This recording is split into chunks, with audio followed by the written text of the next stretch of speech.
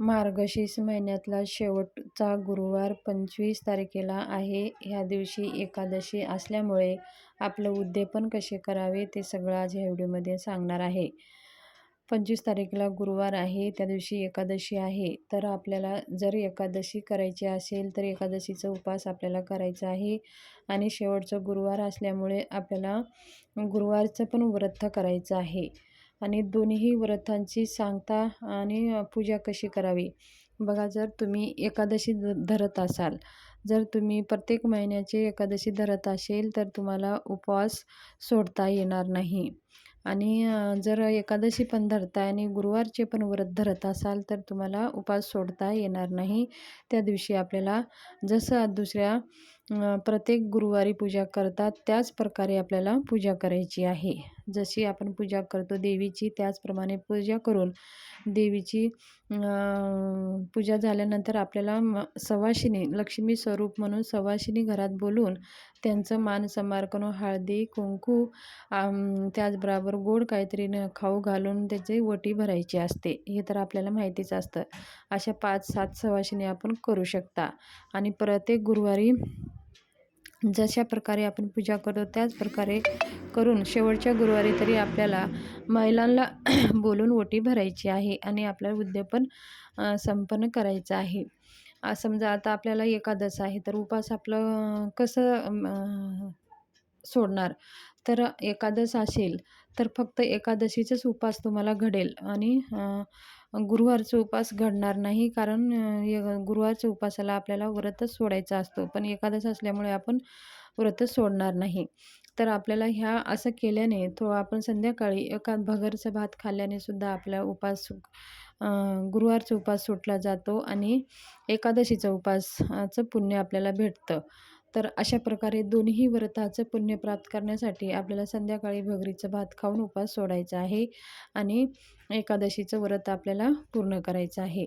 अशा प्रकारे उद्यापन वगैरे करून आपल्याला एकादशी आणि गुरुवारचं व्रत आपल्याला करायचं आहे. त्याचप्रकारे शेवटची गुरुवार असल्यामुळे माता लक्ष्मीला माता लक्ष्मीचं कृपा आशीर्वाद प्राप्त करण्यासाठी आपल्याला काही शेवटच्या गुरुवारी सेवा उपाय करायचे असतात. आपल्या घरामध्ये धनाविषयी खूप समस्या आहेत. काही आपलं धन घरामध्ये येतं पण ते टिकत नाही. काही कारणाने आपल्याला धनाविषयी खूप काही समस्या आहे.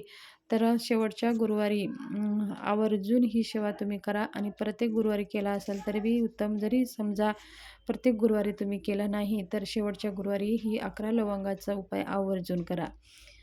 आपल्याला काय करायचे, 11 लवंगा घ्यायचे आहेत आणि ते तुटलेले फुटलेले नसावेत. आणि ते फुलाचे जसं लवंगावरती एक फूल असतं तशा प्रकारे अखंड 11 लवंगा घेऊन एका छोट्याशा प्लेटमध्ये ठेवायचं आहे. एक लवंग आपल्या हातामध्ये घ्यायचं आहे आणि महालक्ष्मी अष्टकम, तुम्हाला माहितीच आहे महालक्ष्मी अष्टकम वैभवलक्ष्मीच्या किंवा गुरुवारच्या लक्ष्मीच्या पुस्तकाच्या पाठीमागं महालक्ष्मी अष्टकम आहे. ते महालक्ष्मी अष्टकम आपल्याला म्हणायचं आहे आणि माता लक्ष्मीच्या चरणापाशी ते लवंग आपल्याला अर्पण करायची आहे. एक वेळेस म्हणायचं आणि ती लवंग अर्पण करायची आहे. असे 11 वेळेस 11 हातामध्ये एक लवंग धरून 11 वेळेस 11 लक्ष्मी अष्टकमाचं अष्टकम म्हणून माता लक्ष्मीला एक लवंगा अर्पण करायचं आहे. आणि माता लक्ष्मीला विनंती करायची आहे, हे माता लक्ष्मी, माझ्या घरामध्ये जे काही दारिद्र्य आता आहे ते नाहीसे व्हावं आणि लक्ष्मी माता माझ्या घरामध्ये अखंड वास करावं. माझ्या घरातल्या जे काही समस्या आहे ते नाश व्हावं म्हणून माता लक्ष्मीला विनंती करून मग दुसऱ्या दिवशी ते लवंगा आपल्याला उचलून घ्यायचं आहेत. आणि दररोज एक लवंगा ते प्रसाद म्हणून आपण खायचं आहे. आणि सगळ्या घरातल्या लोकांना ते एक लवंग आपल्याला द्यायचं आहे.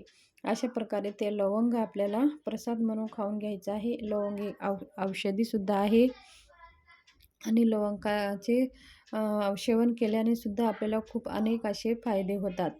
तर अशा ही धनप्राप्तीसाठी शेवटच्या गुरुवारी ही 11 लवंगाचा उपाय आवर्जून करा. तर ही माहिती तुमच्याशी शेअर करायची होती. माहिती जर आवडली असेल तर चॅनलला शेअर करा, सबस्क्राईब करा, लाईक करून बेल आयकनचं बटन प्रेस करा. आणि माहिती जर तुम्हाला आवडली असेल तर हा व्हिडिओ जास्तीत जास्त लोकांमध्ये शेअर करा, म्हणजे सगळ्यांना माहिती कळेल. धन्यवाद. शुभ